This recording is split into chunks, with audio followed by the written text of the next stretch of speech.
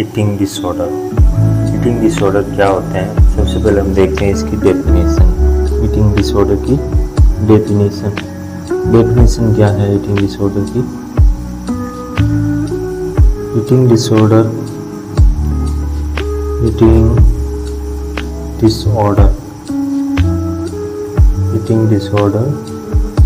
are psychiatric illness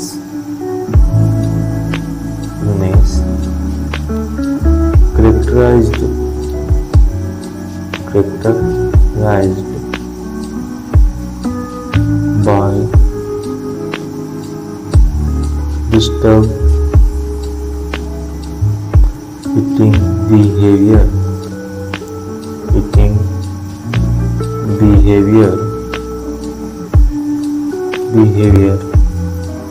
abnormal perception of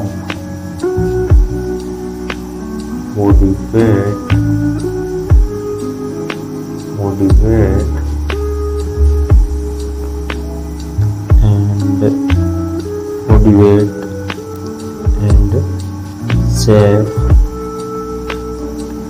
and excessive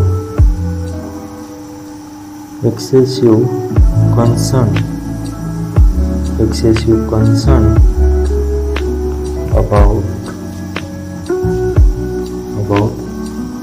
food and weight.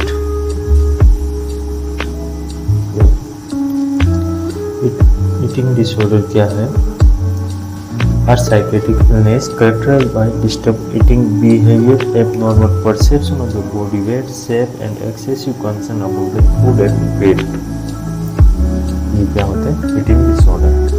Eating disorder psychiatric illness है जिसमें क्या हो जाता है? डिस्टर्ब हो जाता है ईटिंग बिहेवियर, जिसमें एबनॉर्मल हो जाता है पेशेंट का perception regarding body weight and body shape and excessive concern about the food and weight. It is eating disorder. अब देखते हैं इनका क्लासिफिकेशन क्या है ईटिंग डिसऑर्डर का? क्लासिफिकेशन की बात करें तो ईटिंग डिसऑर्डर कौन कौन से होते हैं? एक होता है एनोरेक्सिया नर्वोसा, एक होता है एनोरेक्सिया नर्वोसा और दूसरा होता है आपका bulimia nervosa.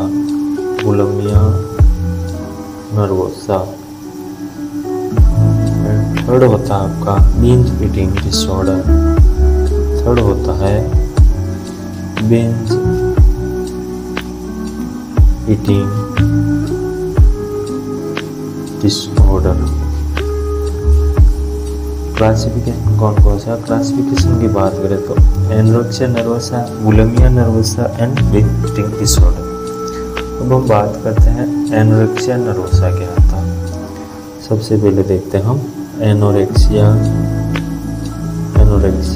Nervosa. Anorexia nervosa क्या होता है? एनोरेक्सिया नर्वोसा की डेफिनेशन की बात करें तो क्या है? ए disorder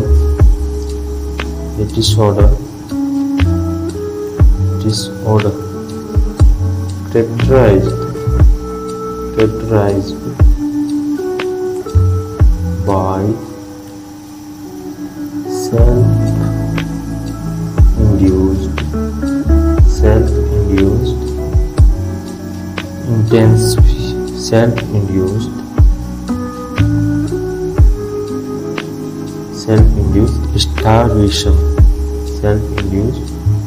starvation, intense fear of gaining weight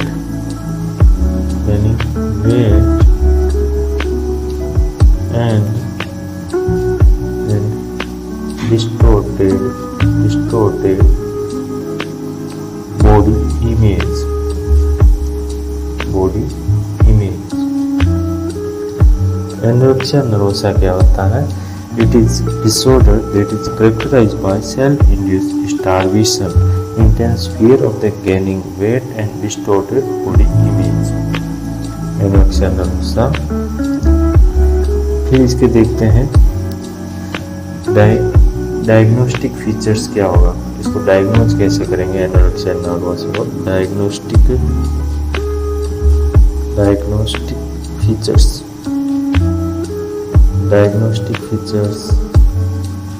anorexia nervosa के डायग्नोस्टिक फीचर्स क्या है?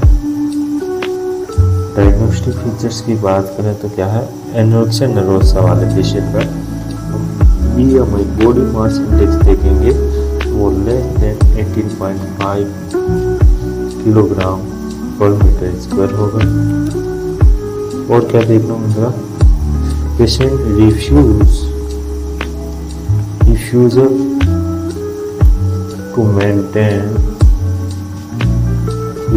to maintain normal body weight और excessive एक्सरसाइज करेगा पेशेंट। एक्सेसिव एक्सरसाइज और पेशेंट में फीमेल पेशेंट में क्या देखने को मिलेगा?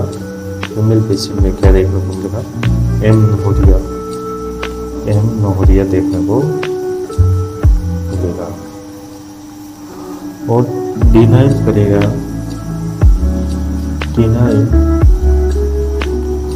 Of seriousness of low weight। Diagnostic features क्या है इसके एनोरेक्सिया नर्वोसा का? इसका BMI देखोगे तो लेस देन 18.5 किलोग्राम पर मीटर स्क्वायर देखने को मिलेगा। Patient refuse to maintain normal body weight, excessive exercise and amenorrhoea and denial of seriousness of low weight. इसके बाद हम देखते हैं इसके क्लिनिकल मैनिफेस्टेशन क्या क्या देखने को मिलेंगे। एनोरेक्सिया नर्वोसा के क्लिनिकल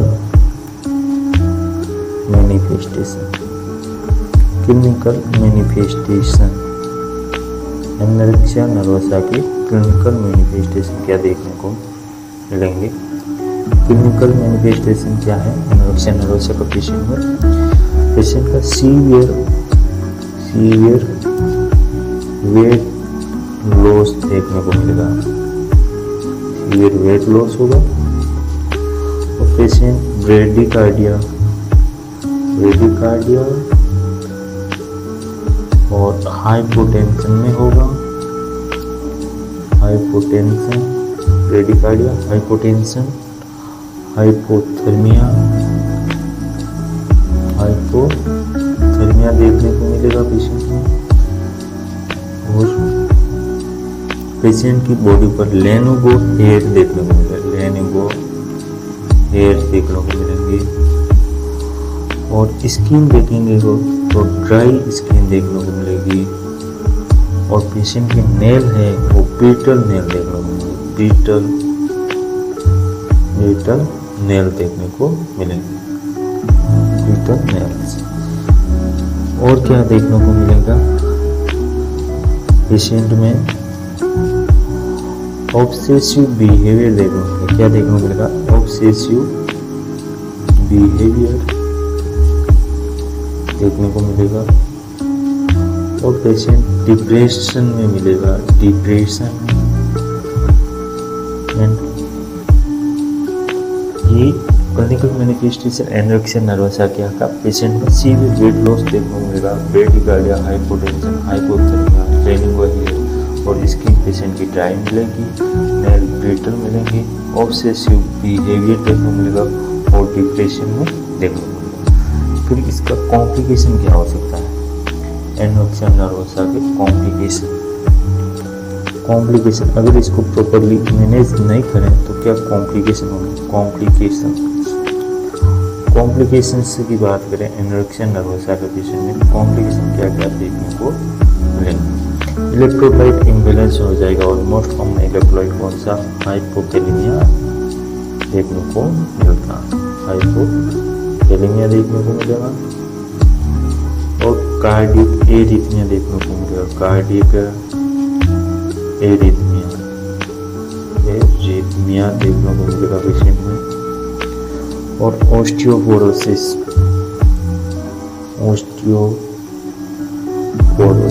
देखने को मिलेगा।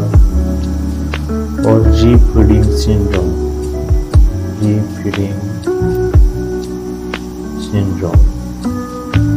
एनोरेक्सिया नर्वोसा की complication, hypokalaemia, osteoporosis, refeeding syndrome and और कार्डियक एरिथमियास। अब एनोरेक्सिया नर्वोसा के पेशेंट को मैनेजमेंट कैसे करेंगे? मैनेजमेंट की बात करें, एनोरेक्सिया नर्वोसा के पेशेंट को कैसे डील करेंगे और कैसे से मैनेज करना है। मैनेजमेंट में क्या करेंगे हम? पेशेंट को न्यूट्रिशनल रिहेबिलिटेशन करेंगे। क्या करेंगे? Nutritional rehabilitation,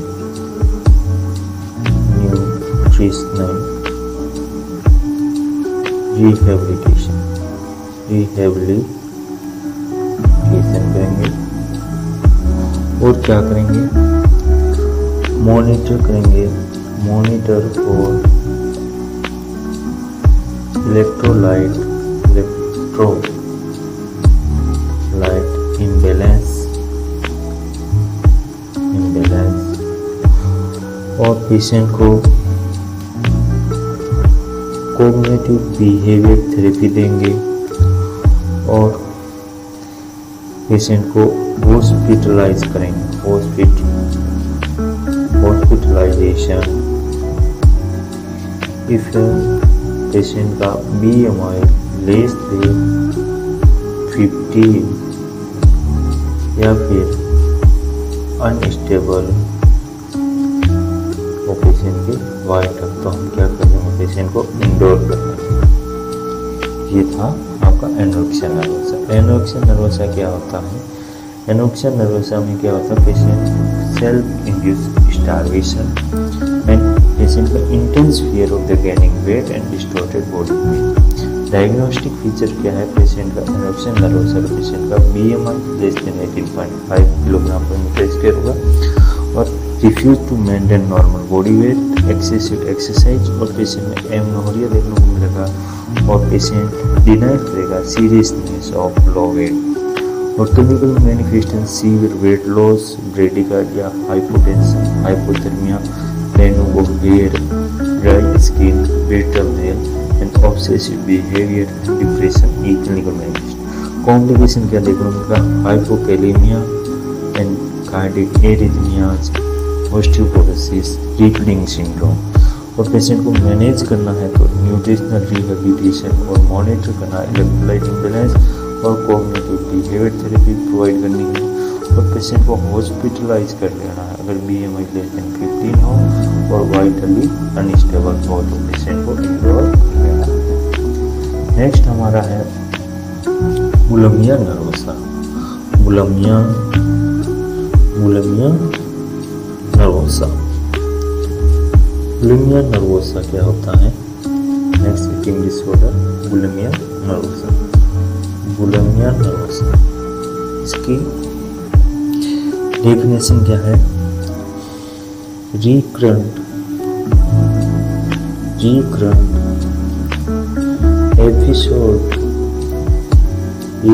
episode of binge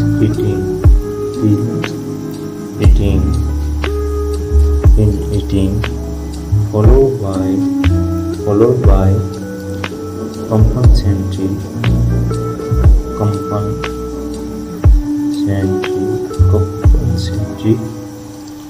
behavior like vomiting, laxatives,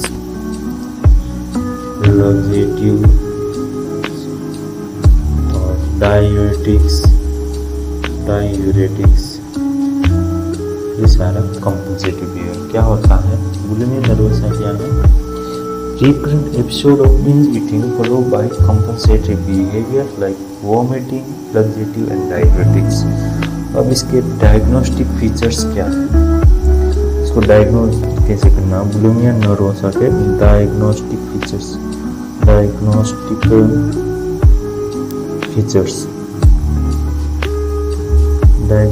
features क्या क्या देखने को मिलेगा बुलिमिया नर्वसा में?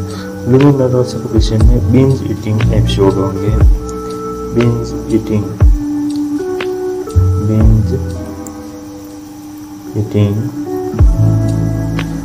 more than 2 times per week for 3 months। binge eating के episode more than 2 times in a week or for 3 months। और क्या? sense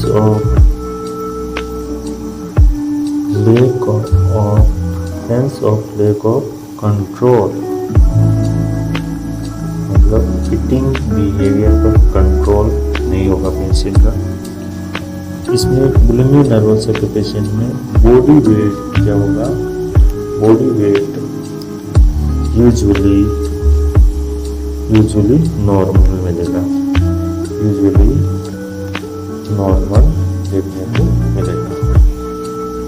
डायग्नोस्टिक फीचर्स बुलिमिया नर्वसा का डायग्नोस्टिक फीचर्स की बात करें तो इसमें क्या बिंज ईटिंग बिहेवियर देखने को मिलेगा more than 2 time in a week और 3 month and sense of lack of control and body weight usually normal देखने को मिलता है बुलिमिया नर्वसा के पेशेंट में।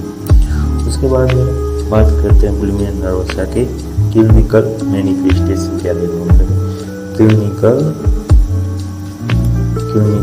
Manifestation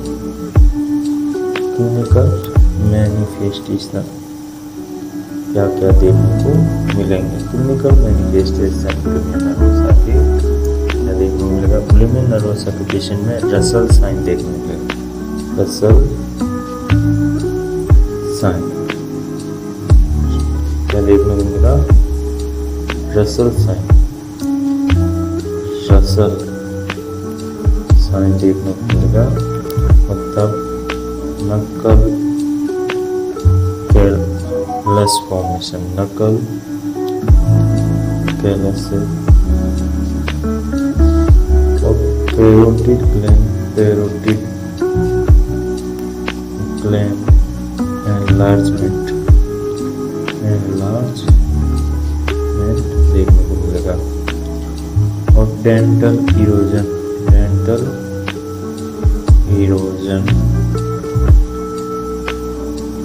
and sore throat।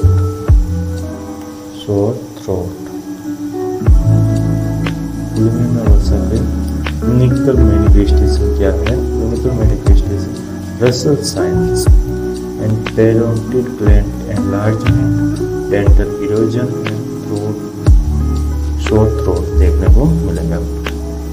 इसके बाद में पेशेंट में क्या देखने को मिलेगी? Metabolic alkalosis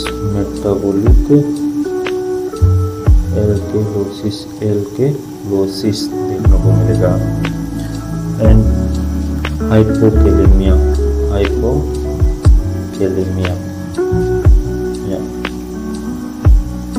electrolyte imbalance, hypokalemia and metabolic alkalosis देखने को मिलता है बुलिमिया नर्वसा के पेशेंट में। अब इसका मैनेजमेंट कैसे करते हैं? मैनेजमेंट ऑफ बुलिमिया नर्वसा के पेशेंट में क्या करना है? इसका ट्रीटमेंट ऑफ चॉइस क्या है? Cognitive behaviour therapy. क्या है? Treatment of choice cognitive behaviour therapy and SSRI फ्लूजेंटिन। और क्या करना है? पेशेंट की न्यूट्रिशनल काउंसलिंग करनी है। क्या करनी है? Nutritional counselling. मैनेजमेंट में क्या करना है? पेशेंट का ट्रीटमेंट ऑफ चॉइस क्या रहता है? कोग्निटिव बिहेवियर थेरेपी और SSRI और न्यूट्रिशनल काउंसलिंग। नेक्स्ट देखते हैं हम binge eating disorder. Binge eating disorder क्या होता है? Binge eating disorder, binge eating disorder, binge eating disorder में क्या होता है, इसकी डेफिनेशन क्या है? recurrent binge eating without purging behavior,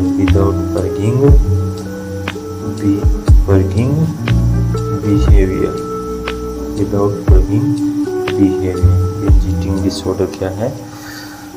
recurrent binge eating without purging behavior। इसके फीचर्स क्या देखने को मिलेंगे? क्लिनिकल फीचर्स क्या देखने को मिलेंगे? इसके क्लिनिकल फीचर्स की बात करें बिंज ईटिंग डिसऑर्डर के पेशेंट का क्या है? ओबेसिटी देखने को मिलेगी। क्या देखने को मिलेगी? ओबेसिटी देखने को मिलेगी। और eating rapidly and secretly and feeling of guilt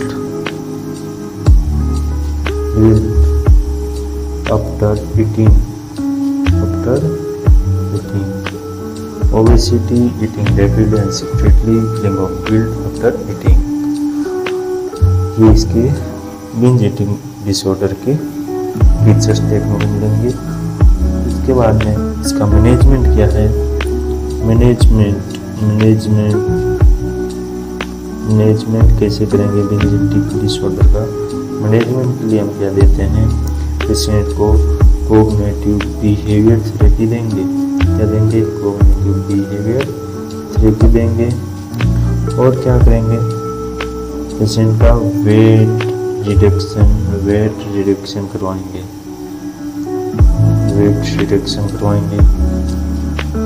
अगर if needed then give antidepressant